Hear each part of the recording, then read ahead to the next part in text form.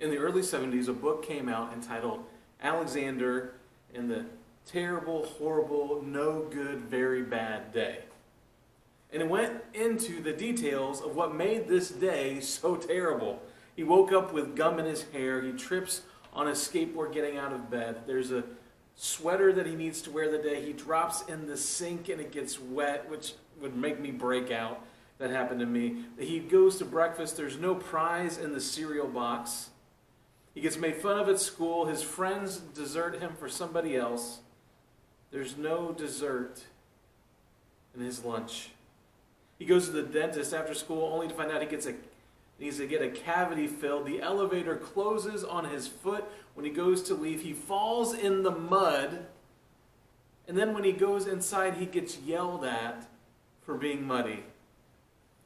When he goes to watch TV to relax, he sees kissing on TV, which is terrible for a kid in early elementary school. And then he goes to wash up, and he gets soap in his eyes. The wrong pajamas are on his bed. And when he goes to finally go to sleep and start all over the next day, the night light burns out.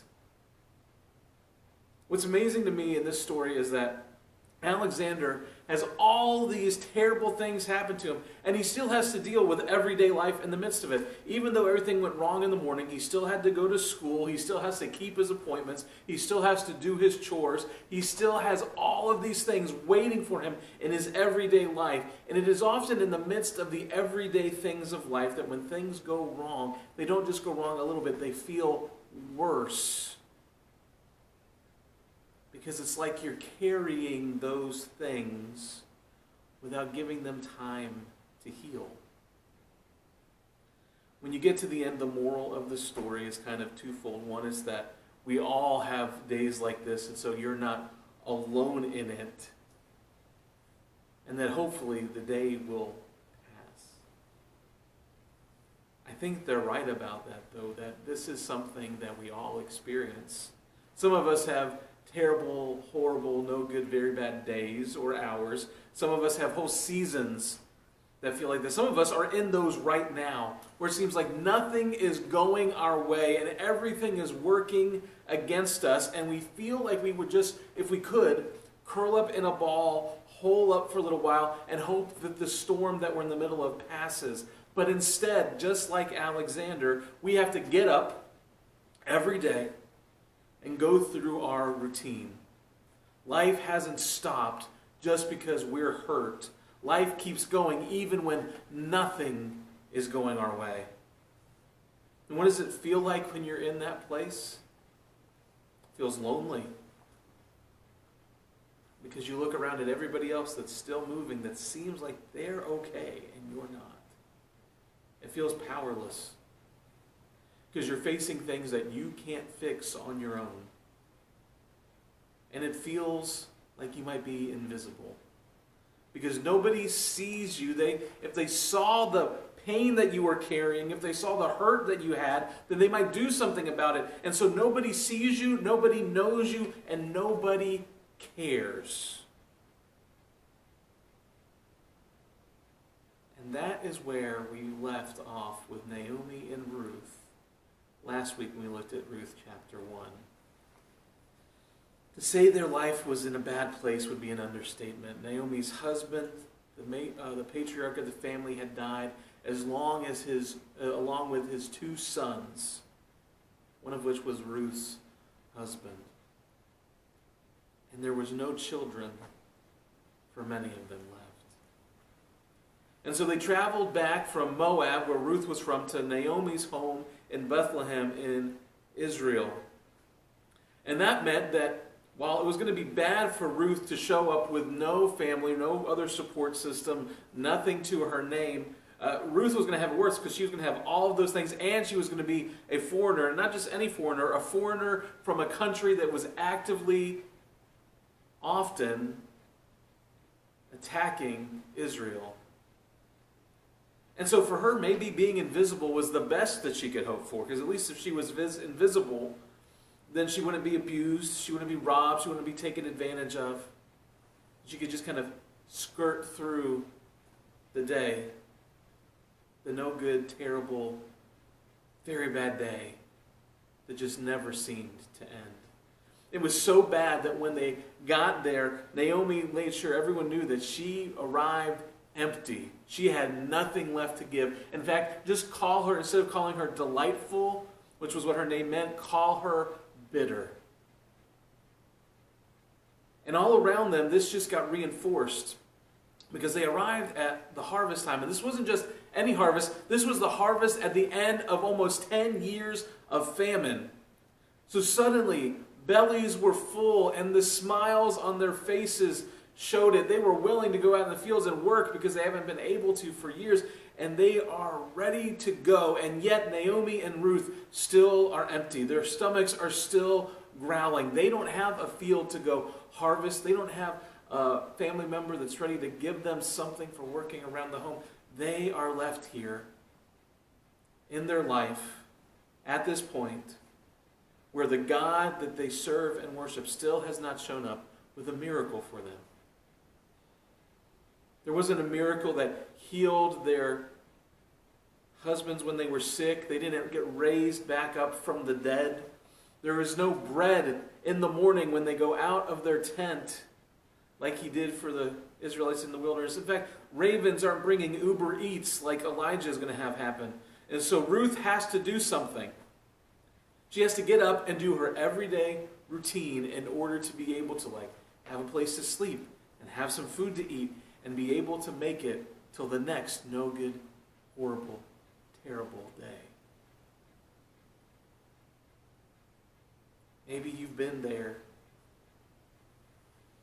I know there was a time when I felt like everything was against me and my friends that I had counted on, not just for emotional and spiritual support, but they were also really my livelihood at the time, just sent me an email that said everything that we were connected in, we were no longer connected in. And that was it. Don't reach out to them. Don't make a phone call. Don't show up at the house. It was done. And I had no idea why. It just was gone. And I'm trying to figure out what to do, how to take care of myself and my family. I'm trying to figure out how to deal with what's gone on and just the shock and all these different levels of what's happening. And yet at the same time, I couldn't just sit and be on my bum like I wanted to and just wallow in that. I had to get up and figure out how am I going to eat the next day? How am I going to feed my family the next day? And so I got up to do that with no understanding of what was going to happen and how I was going to do it. With only knowing that I felt very alone and very powerless, and I felt like everything was against me, and I felt like I was so isolated. And I got to carry all of that on my back as I walked out the door to see what else was going to happen. And yet, when nothing is going your way, God is making a way. We read in Ruth chapter 2 that Naomi had a relative on her husband's side, a man of standing from the clan of Elimelech, her husband, whose name was Boaz. And as Ruth the Moabite said to Naomi, "Let me go to the fields and pick up the leftover grain behind anyone whose eyes I find favor." Naomi said to her, "Go ahead, my daughter." So she went out, entered a field, and began to glean behind the harvesters. As it turned out, she was working in a field belonging to Boaz, who was from the clan of Elimelech. So Ruth goes out because she's got to do something, and she ends up, I don't know if she knows this or not, but she ends up taking advantage of a law that God had put in place. Already his providence is at work even before she was even alive. In Leviticus chapter 19, verses 9 and 10, God's law says, "When you reap the harvest of your land, do not reap to the very edges of your field, or gather the gleanings of your harvest. Do not go over your vineyard a second time, or pick the grapes that have fallen. Leave them for the poor and for the alien. I am the Lord your God." So leave the margins, the edges, for the poor and the foreigners who have less than you. And don't worry about whether they've earned it or deserved it. That's not the point. The point is that God cares for them. the alien, the fatherless, the widow. And he doesn't care if they're able to contribute to society or not. He wants them to have what they need. And so his law ensured that even those who could be nothing but a burden on society would be cared for. Ruth was one of those people. And she just so happened to end up on property that belonged to Boaz, her late father-in-law's relative. It's described in the wording in the Hebrew as she chanced to chance on this land. In other words, she basically won the lottery. She just happened to randomly pick some numbers and it was the right ones on the scratcher, and she won $1 million by showing up on this land. And just so happened to be not some thing that was randomized, but this chance of a chance is this way of saying, ironically, God was directing her steps that day. It wasn't simple randomness, but when nothing was going her way, God was making a way before she could even realize it. And so we have to figure out, will Boaz make things more or less terrible for her? If it's Ruth, the track record for her is to think that always things are going to be bad. Like, whatever happens, whatever's the worst scenario in her mind, that's probably what she can expect to happen, right? So this is what happens when Boaz shows up. So just then, Boaz arrived from Bethlehem and greeted the harvesters. "The Lord be with you." "The Lord bless you," they answered. Boaz asked the overseer of his harvesters, "Who does that young woman belong to?" The overseer replied, "She is the Moabite who came back from Moab with Naomi." She said, "Please let me glean and gather among the sheaves behind the harvesters." She came into the field and has remained here from morning till now, except for a short rest in the shelter. So Boaz said to Ruth, "My daughter, listen to me. Don't go and glean in another field, and don't go away from here. Stay here with the women who work for me. Watch the field where the men are harvesting and follow along after the women. I have told the men not to lay a hand on you. And whenever you are thirsty, go and get a drink from the water jars the men have filled." At this, she bowed down with her face to the ground.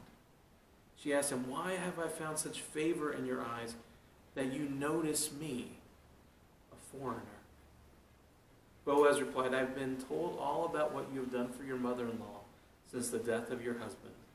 How you left your father and mother and your homeland and came to live with a people you did not yet know before. May the Lord repay you for what you have done. May you be richly rewarded by the Lord, the God of Israel, under whose wings you have come to take refuge. May I continue to find favor in your eyes, my Lord," she said. "You have put me at ease by speaking kindly to your servant, though I don't have anything to stand on, even as one of your servants." And then at mealtime, Boaz said to her, "Come over here, have some bread, dip it in the wine vinegar." When she sat down with the harvesters, he offered her some roasted grain. She ate all she wanted and had some left over. As she got up to glean, Boaz gave orders to his men, "Let her gather among the sheaves and don't reprimand her. Even pull out some stalks for her from the bundles and leave them for her to pick up and don't rebuke her." So Ruth gleaned in the field until evening, and then she threshed the barley she had gathered, and it amounted to about an ephah. She carried it back to town, and her mother-in-law saw how much she had gathered, and Ruth brought it out and gave her what she had left over when she had eaten her lunch. So Boaz shows up, just chanced by chance to show up when Ruth is there working. And Boaz is a man after God's heart. He's kind. He's compassionate. He's successful. He's well respected. His people that work for him love him because he takes care of them. And at that specific field, at that specific time, he chanced by chance to spot this young woman he does not recognize, who's obviously struggling, out working in the sun, and he wants to know what is her story. And he's drawn not simply to her youngness or her beauty, he's drawn to her sacrifice. What she's done for Naomi and for her God, how she's out working tirelessly even in that moment. And he's moved to not only do what the law asked him to do, but to be extravagantly generous, to offer her meal and leftovers, to treat her, this woman who should at best be invisible, with honor and respect, to give a sustained support system to her, to offer her help from his own workers, to give her protection that she did not have before. This woman who was invisible, this woman who was hurting in all kinds of ways, shows up at a field one day doing her everyday stuff like she always did, and suddenly, because one person showed up and saw her, everything started to change. Because when nothing was going her way, God was making her way, not through some giant miracle, but through the everyday things of her life. There was no fire in the sky that came down and burned everything up. It was just kindness. It was just generosity that came from the faithfulness of God's people. I think that's a challenge for some of us that live in the good days, that when we're not the ones going through the very bad, will we be willing to be part of everyday miracles for those that are? That out of the ways that God has blessed us, will we realize that the blessings of God are never just for us, but for us to share with those He cares for and loves and sees? Well, this provision that Ruth received when she came back and revealed it to Naomi, God's provision changed her. Her mother-in-law asked her, "Where did you glean today? Where did you work? Blessed be the man who took notice of you." And then Ruth told her mother-in-law about the one at whose place she had been working. "The name of the man I worked with today is Boaz," she said. "The Lord bless him," Naomi said to her daughter-in-law. "He has not stopped showing his kindness to the living and the dead." She added, "That man is our close relative. He is one of our guardian redeemers." Naomi was changed because she and Ruth were seen and known by God. "Who took notice of you?" she asked. She has felt invisible for so long. She has struggled in obscurity with nobody moving or caring, and now suddenly she was noticed. And it made a huge difference. One of the guys who's mentored me for a while, I was having lunch with him one day, and as he's normally going to be able to do towards the end of the meal, he goes, "Hey, have you eaten yet today? If not, I want you to order something for yourself and put it on my ticket." And when he did that, the waitress at the time said, "Oh, thank you, it would be wonderful," and went and left. And when she came back out with the check, she was just in tears, we had to have her sit down because she couldn't hardly stand up. And we heard the story about how she had started working there a couple of weeks ago. She was overcoming a season of addiction in her life. She was working to gain access to her daughter, who she loved and who, because of the life that she'd been living, she had lost. And she was at the point where everything she had was going to that, so much so that she wasn't eating on a regular basis because she didn't have money to eat and do the other things that needed to get done. And she thought nobody noticed, and she thought nobody cared, until he simply asked if he could buy her lunch for when she needed it. That's his way of living, though. He puts it this way. He said, "For God's people, there should be no invisible people." Ruth and Naomi felt that day. They also felt that God was still actively for her, no matter what her circumstances looked like. In other words, things might seem terrible and bad and horrible, but God is still moving. God is still at work in her life. Behind the scenes, they might not know all of it, but He is still there. for he has not stopped showing his kindness. We might not ever know all of the whys behind what we experience. The truth of the matter is, the way that Jesus taught us to pray, your will be done on earth as it is in heaven, seems to imply that there are times when God's will is not done perfectly like it is in heaven. But God overcomes all of that. God is still working things out for good, and he continues to show his kindness even when we feel like nothing is going right. There is still light.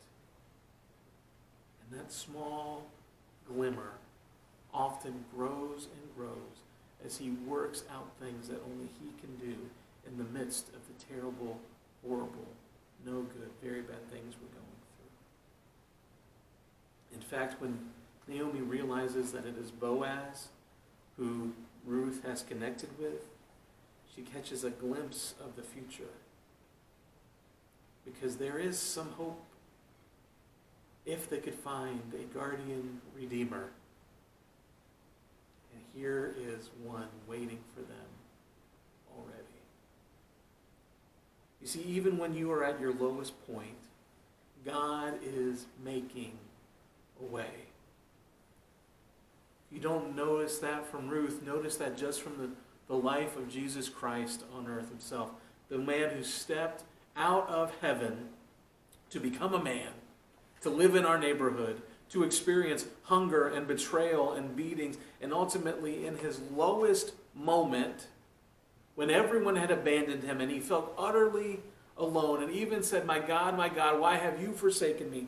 As he hung on a cross with nails in his hands and his feet, at his lowest moment, that was when he was triumphing the most, because God was making a way for life and forgiveness everlasting.